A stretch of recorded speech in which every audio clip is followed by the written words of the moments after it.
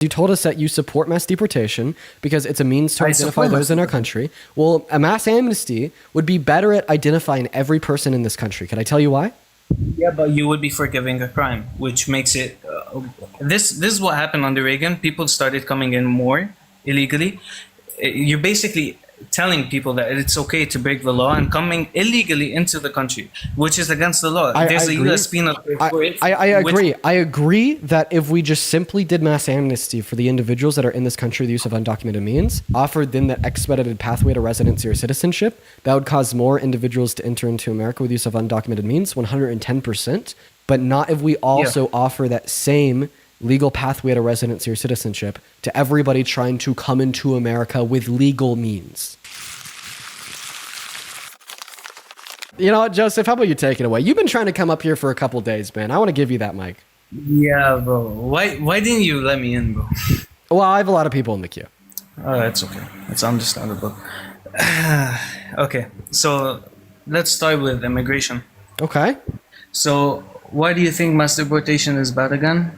Yeah, it's bad for the economy, it's bad ethically, and it's bad practically speaking. It's hard to do. And you want mass amnesty? Yes. Okay, so let's talk about precedent. We start with Reagan. In 1987, he did mass amnesty, but it was not enforced. Do you agree?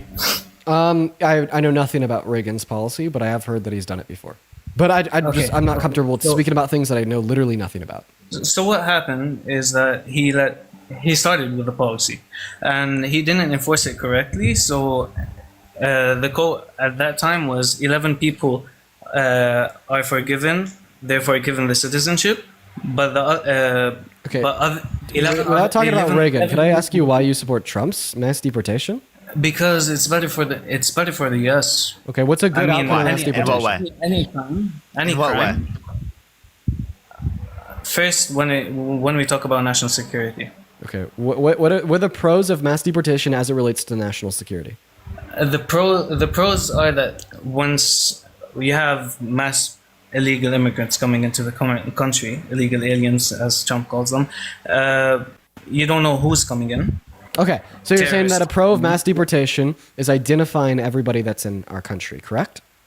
Yes. Okay. One of its many perks. We could also do that with mass amnesty. But mass amnesty is just telling people that it's okay to enter the U.S. illegally, but forgetting about that. It's telling them that we had fucked up immigration laws in the past, and that we're trying to do things to fix our system. Why is it fucked up? I mean, because I don't it takes find way too long for people to get through the legal process. If you don't already have, so imagine that you're like a Mexican citizen and you want to become an American citizen, but you don't already have any family in America. It could seriously take like 20 to 25 years to come in. That's obviously my parents did go through that.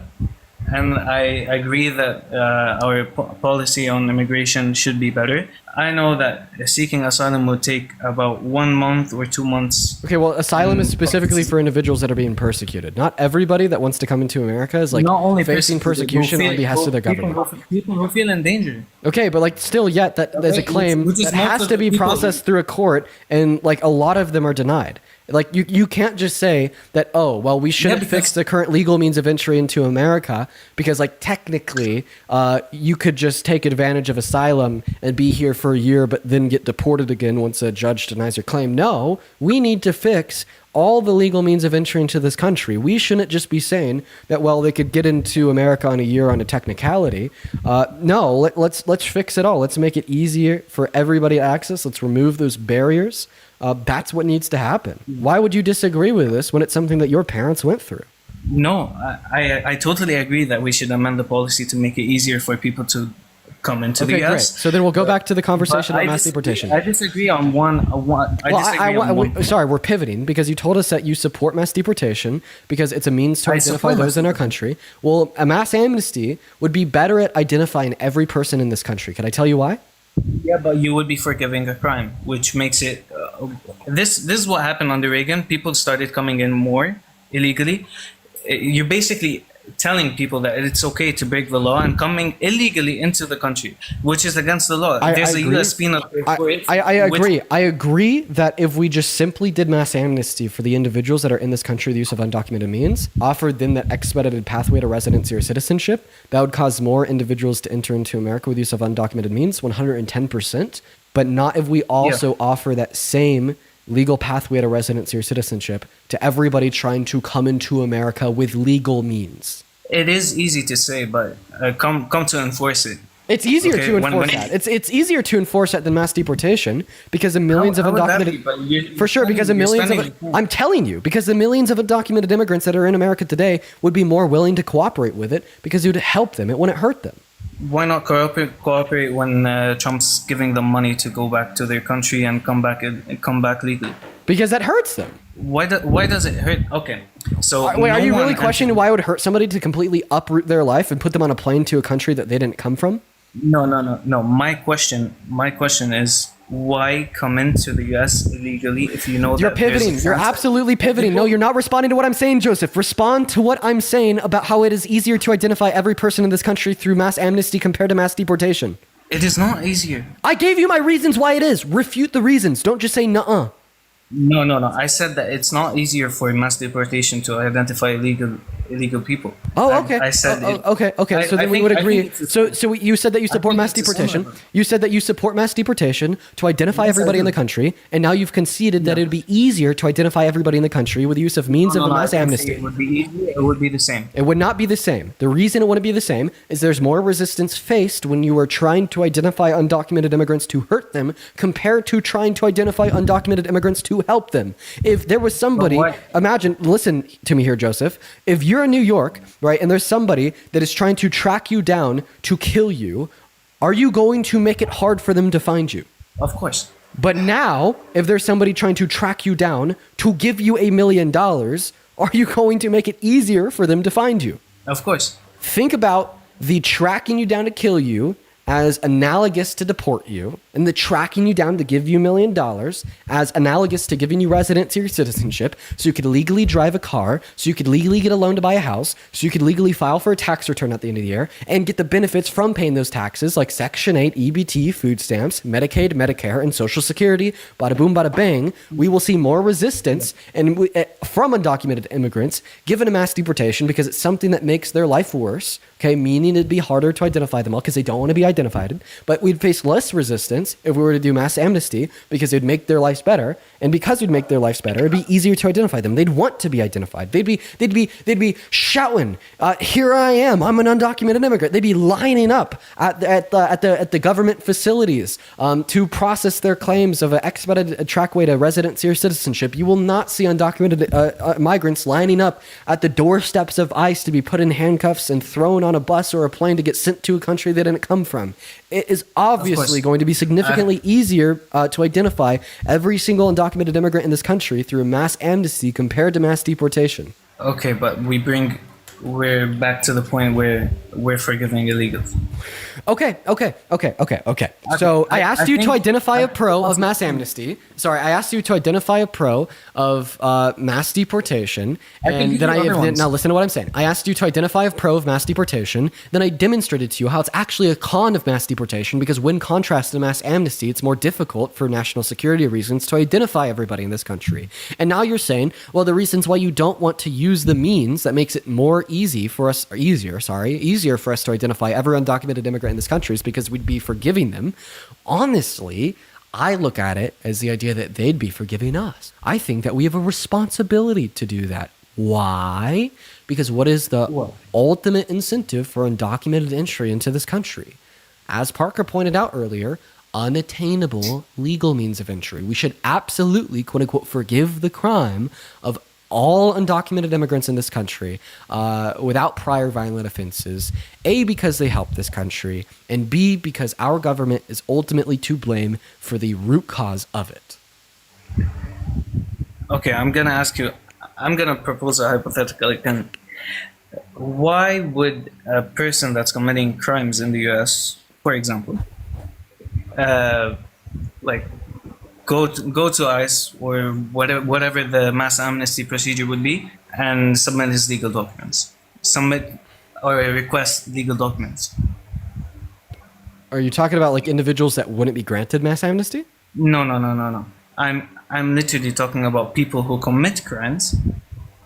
Okay, so like Or the individuals with illegal prior violent drug offenses. traffickers. Individuals with prior violent offenses. Okay, well they wouldn't. Yeah. We'd still have to Yeah, find them and exactly. deport them or put them in jail. Okay, what Trump is doing right now, he's starting with the illegals, right? And with the illegals that committed crimes. That's not true. Undocumented immigrants. That's not true. 50% of the undocumented immigrants that have been deported have not had any don't have a criminal record. Not true. Do you think it's okay to deport people in the situation that they have not committed a violent crime or bad crime? Well, real quick before you respond to what Parker just said, acknowledge that you just lied. You said that Trump has started with deporting individuals with criminal histories. That's not true. 50% of the undocumented immigrants deported so far in his term in the last 150 days have not had a criminal history. Yeah, but I think we have different sources on this. What? Because we have different sources on this because my Okay, source I tells don't me. even. I don't, what's your source? To be honest, You don't I have read one. this like 3 months ago. Great. Yeah, you don't have a source. So either respond to the question that Parker. Obviously, Either respond to the question that Parker just asked you, or B, go back to the debate that you absolutely pivoted from with this nonsense of the fact that mass amnesty is good, right, for the concern that you pointed out of national security because it makes it easier for us to identify everybody in the country, and B, your response, well, we shouldn't do it because we'd be basically forgiving them for their crime, also is invalid because we should forgive them for the undocumented entry because our government is ultimately somewhat responsible for the incentivization of said undocumented entry. Maybe if we haven't been neglecting the legal means of entry into this country since the goddamn 1990s, we wouldn't be where we're at today. But listen, let's face the facts, bro. The reason why our Congress has not made the legal means of entry into America more attainable is so we intentionally don't have a long-term solution for undocumented entry, so individuals can continue to run every 2 and 4 years on a platform to crack down on that undocumented entry, to be the savior of all the prejudiced white Americans, so they could get the vote and support of prejudiced white Americans. I mean, think about it. Donald Trump has been running on immigration for the last 10 years. We've never even heard him stand in front of a mic and said that he wants to make the legal means of entry into this country better, even though that is the only long-term fix for undocumented entry. We only hear him talking about band-aids on bullet hole wounds, of building the wall or deploying the National Guard. So these issues can continue to persist unless we have him continually reapplying that band-aid. Okay, he's creating a necessity for him and his policy, even though there is a long-term solution that he doesn't opt for. And because he doesn't opt for that, undocumented entry persists. And then you're telling me that we should turn around and blame it on those undocumented immigrants, give them no leeway, even if said leeway of mass amnesty makes their life better and our country better by adding trillions of dollars to the GDP, billions of dollars in taxable revenue for our government, increasing quality of life, reducing crime rates by reducing poverty. You just continue to blame it on them. At some point, you need to wake the fuck up, recognize that our government has not had the best interests of immigrants in mind, and that this is all propaganda parroted and originating from prejudice echo chambers like Fox News, Newsmax, etc. Okay, you've made very valid points, and I told you that I already agree on the process part. But so then you'd agree that the government is somewhat responsible for the undocumented entry. So if our government is somewhat responsible for the undocumented entry, I think both Democrats and Republicans hold responsibility for that because Democrats have been equally represented. Agreed. I don't think it's equal. I think that the GOP holds more responsibility, but I absolutely do think that the Democrats also hold responsibility. Agreed. I mean, I think Clinton, Obama, Bush, and Hillary Clinton both wanted people to vote for them on that basis. Obama implemented DACA. Donald Trump didn't implement DACA. Biden and Harris tried to influence the bipartisan border bill to get passed, which was literally designed to further fund courts on the border, more money to expedite legal claims of immigration. Donald Trump told Republicans to shoot it down. I agree that Democrats are responsible, but Republicans are more responsible. Also, stop pivoting, because the argument that I just gave you demonstrates that our government holds some responsibility of fixing the issue of undocumented immigration, meaning that we should realistically, quote unquote, forgive the undocumented immigrants for their grave crimes, which would in turn make our country better. Absolutely. Also, what's the reason in the first place? Like, we consider things to be criminal offenses that we condemn with the use of our authority. It's because when individuals commit these criminal offenses, it makes the country worse. Like, we lock people up and we put these felonies on their records because supposedly it'll disincentivize individuals from doing it further, and which would make our country worse off. But like, we got to understand that that's not true about mass amnesty. Like, in alleviating like what should be the expected punishment of mass deportation, we're not making our country worse off. We're only making our country better. So that's why I think that we should get rid of the status quo of mass deportation. It's a backwards law, just like racial segregation, something that only serves to bias and makes our country materially worse. There's a lot of truth again, but we're still talking about the Constitution, and it should be amended, and process should be easier. But the fact that illegal crime is still there. Okay, that people are still coming. Bro. Sorry, so Joseph, he's saying the fact that it violates the law, right? But I've responded to this. I have responded to this, Joseph. So then address my responses. No, I'm getting pissed off because you're incessantly repeating yourself. Like, you're like, oh, but they broke the law. And then Dean's like, well, our government has some responsibility to fix that because it is the case that we've created an incentive for them breaking the law. And then that responsibility would look like offering them a pathway to residency or citizenship. And then you're like, oh, but they're breaking the law. Well, I'm like, well, I just demonstrated to you that our government would have some obligation to offer them that pathway to residency or citizenship. And in fact, offering them that pathway to residency or citizenship would make their lives better, our lives better, and the country better. And you're like, oh, but they broke the law. And then I'm like, well, it is the case that the purpose of a criminal justice system and the existence of legislation and drafting and enforcing laws on the macro scale in the country as a whole is supposed to make the country better off by condemning bad actions that make the country worse off. However, it is the case that the law on the books, mass deportation, is something that makes the country worse off, and amending that and installing mass amnesty would make the country better off. So the ideological goal of legislation aligns more with mass amnesty compared to mass deportation.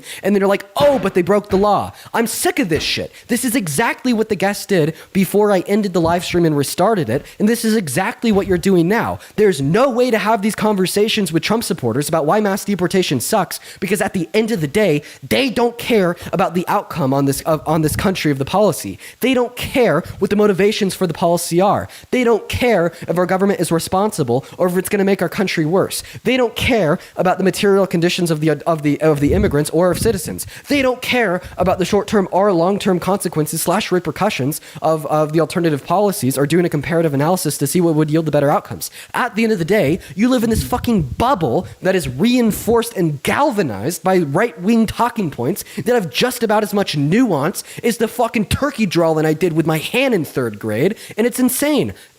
Engage with what I'm saying. Hear me, please, because what I'm saying is so valuable, not only for furthering this conversation, but for furthering this nation and everybody in it. We're talking about real shit, dude. It's not just a debate topic. We're talking about families being ripped apart from one another. We're talking about individuals being illegally detained in detention centers operated by ICE for 3 months without reason. We're talking about immigrants with no criminal history being sent to centers for terrorists in El Salvador. We're talking about SCOTUS approving Trump legislation to deport immigrants to countries that they didn't even come from and leaving them stranded, okay? And the reason that I get so pissed off isn't just because you're being dense, but it's because your denseness leads to the direct consequence of grave violations of individuals' human and constitutional rights, grave reductions in qualities of life, not just for the immigrants, but also of citizens, and a grave, in a very grave standard that you're setting forth, that at the end of the day, you don't care about any of these real world outcomes.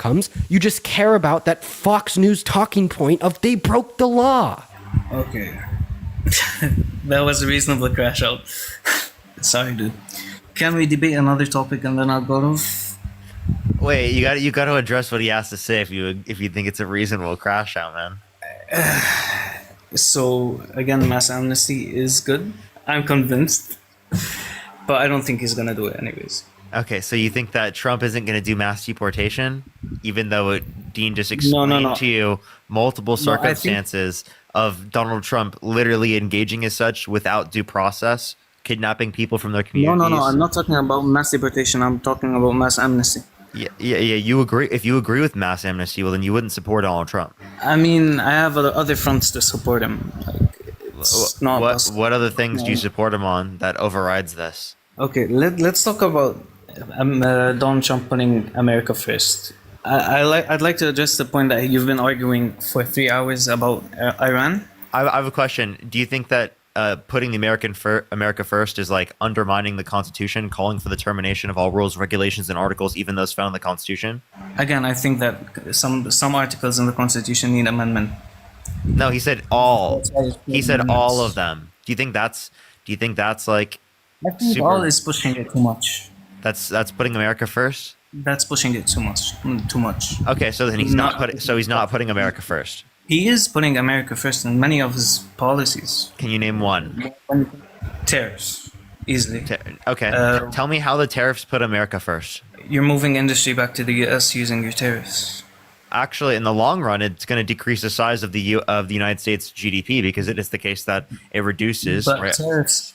But tariffs are not. But tariffs are not used for the long run, aren't they? What? Tariffs are used for. Wait, if you don't have a tariff implemented in the long run, well, then you're not going to have an increase in domestic production for the long run. But you would.